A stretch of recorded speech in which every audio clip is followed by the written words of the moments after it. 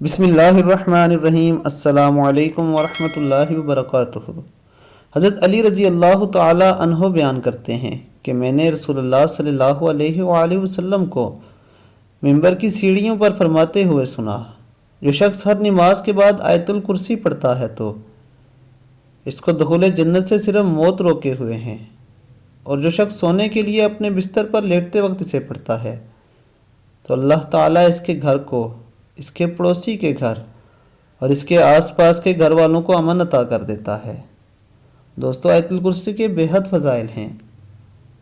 ہم اپنی روزمرہ زندگی میں یہ بات آزما چکے ہیں کہ جب ہم سفر پر نکلیں یا کوئی بھی کام کرنے لگیں، اس سے پہلے اگر ہم آیت الکرسی پڑھ کر اپنے اوپر ایک دفعہ دم کر لیں تو اللہ تعالیٰ ہماری مدد فرماتا ہے اور ہماری مشکلوں کو آسان فرما دیتا ہے اور ہمارے لیے رستے کھول دیتا ہے۔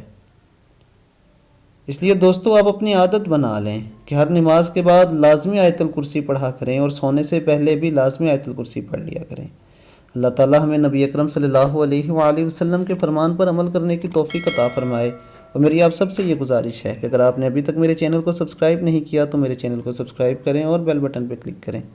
اپنا بہت خیال رکھیے گا۔ اللہ حافظ۔